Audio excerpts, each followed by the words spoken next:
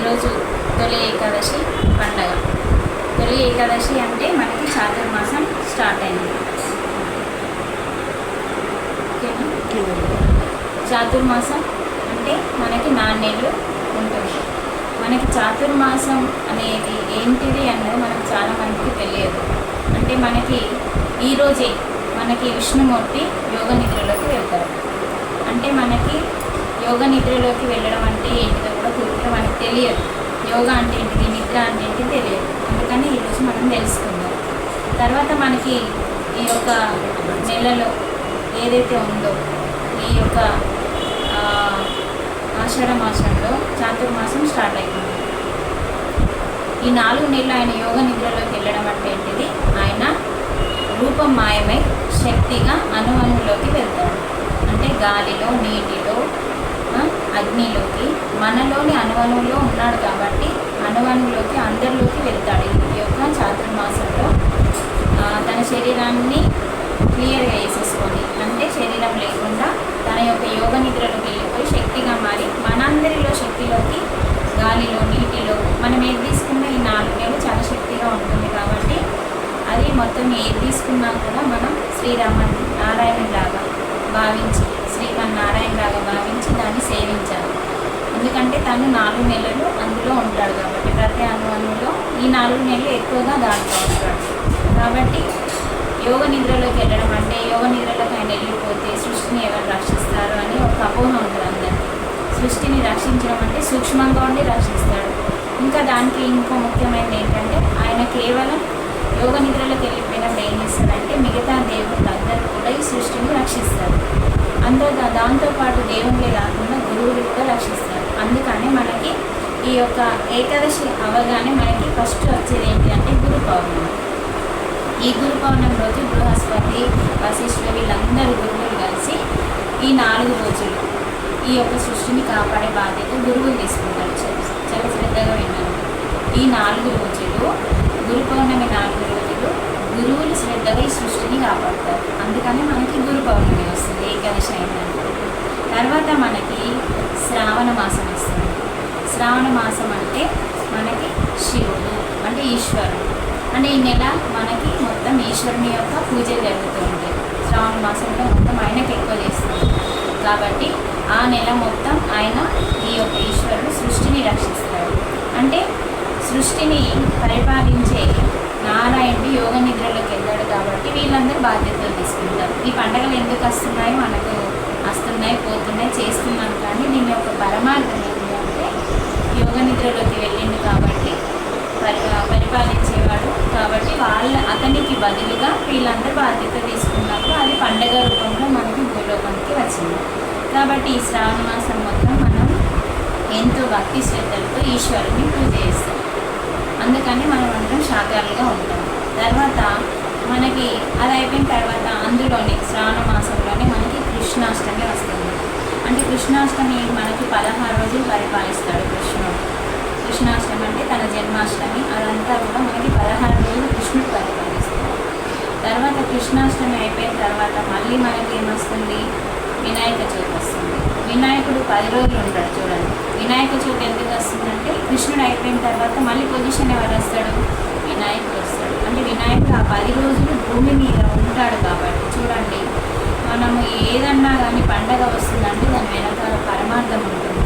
ఆ పరమార్థం మనం తెలుసుకోకుండా ఏదో చేసినామంటే చేసినాము, కానీ పూజ చేస్తున్నప్పుడు మళ్ళీ మనం ఒక వత్తి వేయన్నా, 2 వత్తులు వేయన్నా, కొబ్బరికాయ కొట్టన్నా, ఏది పువ్వు పెట్టాలా, ఏ ఆకు పెట్టాలా, దీన్నే ఆలోచిస్తాం. కానీ ఈ 10 రోజులు ఈ పండగ ఎందుకు జరుగుతుంది అంటే ఈ సృష్టిని రక్షించడానికి 10 రోజులు వినాయకుడు బాధ్యత తీసుకుంటాడు. కాబట్టి ఆ 10 రోజులు వినాయకుడి యొక్క శక్తి భూలోకంలోకి ఎక్కువగా వస్తుంది. కాబట్టి ఆ 10 రోజులు మనం నవరాత్రులు ధ్యానం చేయాలి. మన మూలాధారంలో వినాయకుడు ఉంటాడు. మూలాధారం అంటే ఎక్కడ ఉంది, మన హృదయంలో ఉంది.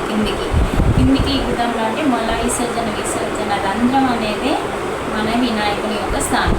ఆ స్థానాన్ని మనం మేల్కొల్పాలి. 10 రోజులు ఏం చేయాలా, పూజలు చేయడం అంటే ఏంటంటే వినాయకుడిని మనం మేల్కొల్పాలి. అంటే వినాయకునితో మనం కలవాలి. వినాయకుని శక్తి ఉంటుంది ఆ 10 రోజులు. కాబట్టి ఆ వినాయక చవితి 10 రోజులు మనం ఆయన ఏదైతే 10 రోజులు పరిపాలిస్తుందో ఆ 10 రోజులు మనం ఏం చేయాలంటే ఆయనతో కలవడానికి ఆ 10 రాత్రులు దీపం పెట్టుకొని మీ ఇష్టం ఏమన్నా పెట్టుకోవచ్చు, ఏమన్నా పూజ చేసుకోవచ్చు, కానీ ధ్యానం చేయాలి. ఎందుకంటే మూలాధారంలో ఉన్న శక్తిని మనం మేల్కొల్పాలంటే ఆ 10 రోజులు మనం ఎక్కువగా ధ్యానం చేసుకోవాలి. ఆ 10 రోజులు అయిపోయిన తర్వాత మళ్ళీ ఏమవుతుంది, వినాయక చవితి అయిపోయిన తర్వాత మళ్ళీ ఏమొస్తుంది మనకి, దుర్గా నవరాత్రులు వస్తుంది. అంటే కొడుకు అయిన తర్వాత అమ్మ వస్తుంది. ఫస్ట్ తండ్రి వచ్చింది, ఫస్ట్ మామ తర్వాత మామ అంటే విష్ణుమూర్తి, తర్వాత ఏకాదశి అంటే విష్ణుమూర్తి, తర్వాత ఏంటి గురువులు, తర్వాత ఎవరు తండ్రి, తర్వాత ఎవరు కొడుకు, తర్వాత తల్లి అంటే దుర్గామాత. అంటే అమ్మవారు అంటే ఒక్కరే, 10 మంది లేరు, అంటే పార్వతి. ఆ దుర్గా నవరాత్రులు 10 రోజులు చూడండి. ఆ 10 రోజులు ఇంకా శక్తివంతంగా ఉంటాయి. ఎందుకంటే శక్తి అంటేనే అమ్మ, ఈ సృష్టిని రక్షించేది ఆది పరాశక్తి. కాబట్టి ఆ 10 రోజులు దుర్గా నవరాత్రులు కూడా అఖండ జ్యోతి పెట్టుకొని మనం ధ్యానం చేస్తే ఈ యొక్క దుర్గా నవరాత్రుల పండుగ అమ్మ సృష్టి కాపాడబడుతుంది. కాబట్టి ఆ 10 రోజులు మనకి విజయదశమి నవరాత్రులు వస్తాయి. ఇది ఈ పండుగ యొక్క పరమాంగం. తర్వాత మళ్ళీ మనకి ఎవరు వస్తారు, దసరా అయిన తర్వాత దీపావళి. అంటే ఆ మామ ముందు వచ్చిండు, తర్వాత లాస్ట్కి అత్త వస్తుంది, అంటే లక్ష్మీమాత. అంటే దీపావళి అది కూడా 10 రోజులు చేసుకుంటారు. మనం 2 రోజులు చేసుకొని వదిలిపెట్టేస్తున్నాం, కానీ దీపావళి కూడా 10 రోజులు చేయాలి. ఆ 10 రోజులు కూడా అమ్మవారు లక్ష్మీమాత రూపంలో వచ్చి అప్పుడు కూడా మనకు శక్తులు ఉంటాయి. కాబట్టి దీపావళి కూడా పండుగని మనం శక్తివంతంగా ఇల్లంతా శుద్ధి చేసుకుంటాం. ఇల్లంతా శుద్ధి చేసుకోవడం అంటే మనసుని శుద్ధి చేసుకోవడం అన్నట్టు. మనం కేవలం ఇల్లు శుద్ధి చేస్తానికి మనసుని శుద్ధి చేసుకోవాలి.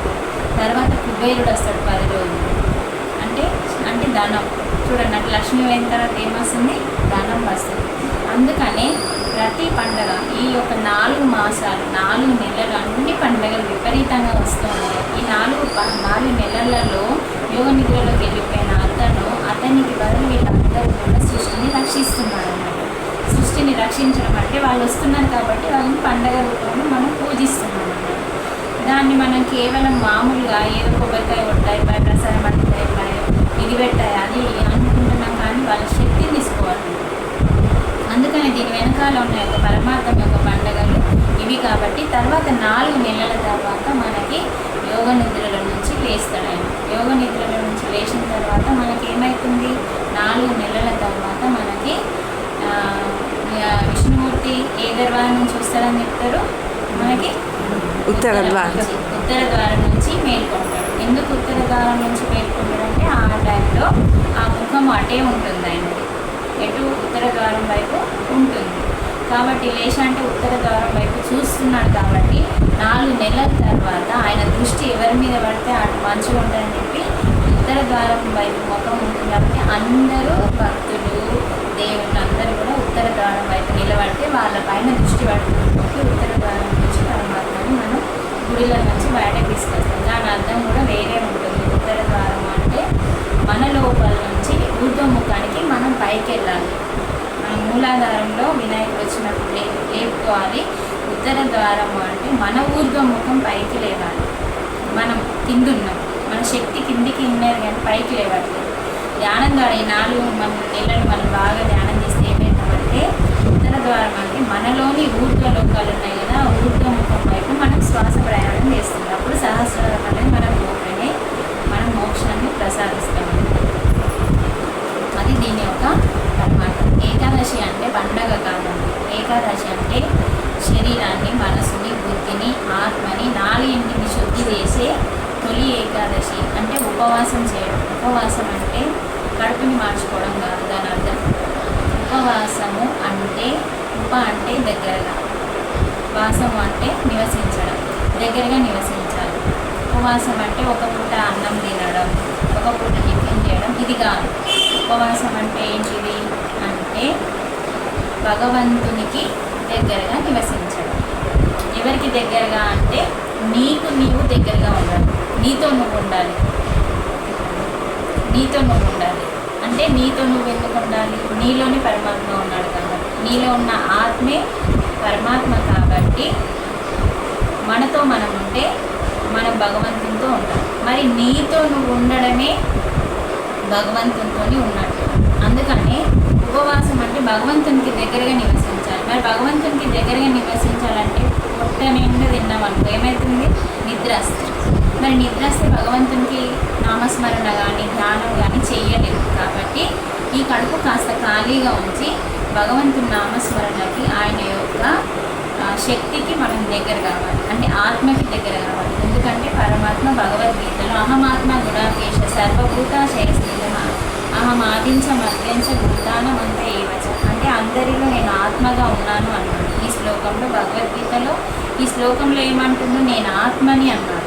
అన్ని భూతాలలో అంటే అందరి ప్రాణులలో ఉన్న ఆత్మని నేనే అన్నాడు. కాబట్టి మనం మనలోని ఆత్మ దగ్గరికి వెళ్తే మన పరమాత్మతో మనం ఉన్నాడు. అంటే మనం యొక్క పరమార్థం తెలుసుకోవాలి, అంటే మన ఆత్మతో మనం ఉండాలి.